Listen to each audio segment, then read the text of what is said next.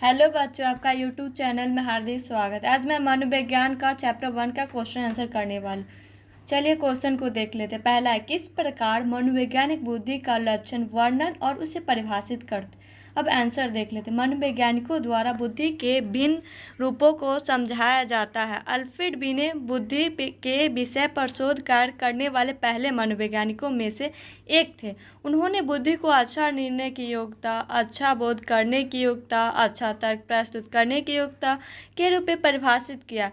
Wechsler, जिनका बनाया गया बुद्धि परीक्षण बहुत व्यापक रूप से उपयोग किया जाता है, ने बुद्धि को उसकी प्राथमिकता के रूप में समझा, अर्थात उन्होंने पर्यावरण के प्रति अनुकूलित होने में बुद्धि के मूल्य को महत्व प्रदान किया। वेस्लर के अनुसार बुद्धि व्यक्ति की वह समग्र क्षमता है जिसके द्वारा व्यक्ति समविवेक, चिंतन करने, स्वउद्देश्य व्यवहार करने तथा अपने पर्यावरण से प्रभावी रूप से निपटने में समर्थ होता है।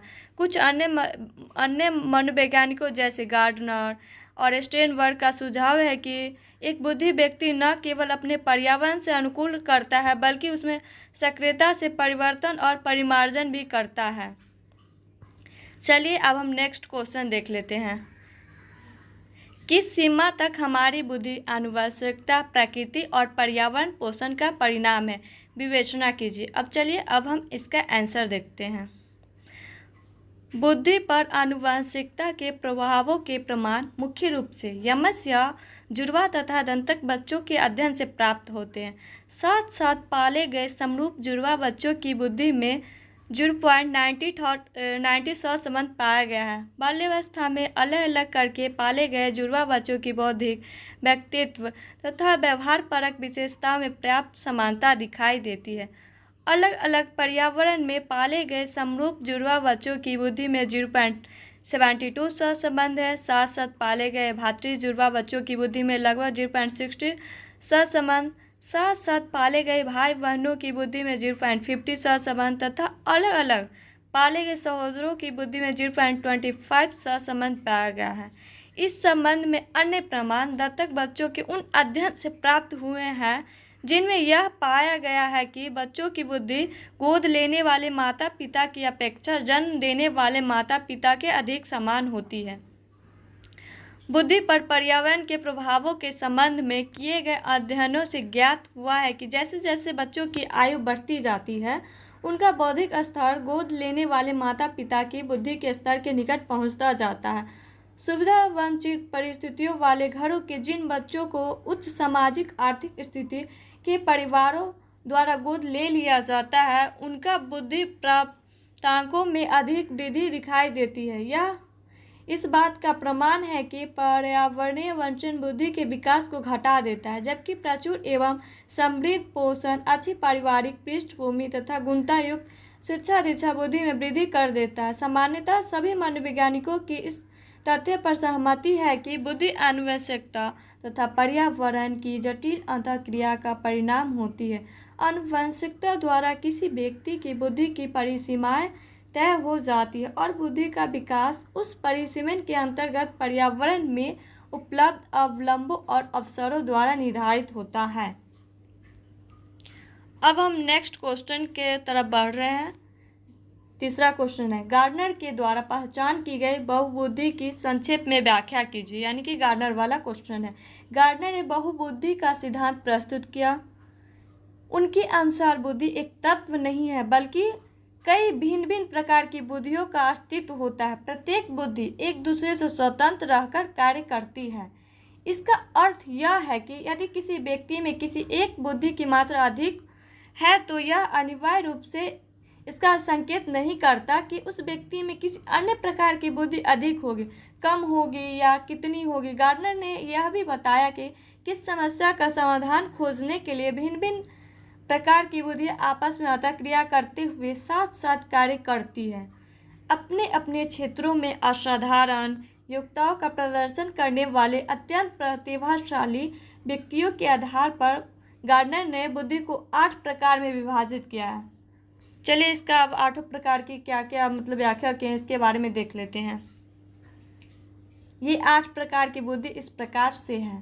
पहला है भाषागत के बारे में देख लेते हैं। भाषा के उत्पादन और उपयोग के कौशल, यह अपने विचारों को प्रकट करने तथा दूसरे व्यक्तियों के विचारों को समझने हेतु प्रवाह तथा नम्रता के साथ भाषा का उपयोग करने की क्षमता है। जिन व्यक्तियों में यह बुद्धि अधिक होती है वे शब्द कुशल होते हैं। ऐसे व्यक्ति शब्दों के भिन्न भिन्न अर्थों के प्रति संवेदनशील होते हैं, अपने मन में भाषा के बिंबों का निर्माण कर सकते हैं और स्पष्ट तथा परिशुद्ध भाषा का उपयोग करते हैं। लेखकों तथा कवियों में यह बुद्धि अधिक मात्रा में होती है। अब दूसरा के बारे में देख लेते क्या कहा गया। तार्किक गणित है वैज्ञानिक चिंतन तथा समस्या समाधान के कौशल। इस प्रकार की बुद्धि की मात्रा रखने वाले व्यक्ति तार्किक तथा आलोचनात्मक चिंतन कर सकते हैं, वे अमूर्तक न कर लेते हैं और गणितीय समस्याओं के हल के लिए प्रतीकों का प्रशोधन अच्छी प्रकार से कर लेते हैं। वैज्ञानिकों तथा नोबेल पुरस्कार विजेताओं में इस प्रकार की बुद्धि अधिक पाई जाने की संभावना रहती है। अब तीसरा है देशिक दृश्य बिंब तथा प्रतिरूप निर्माण के कौशल।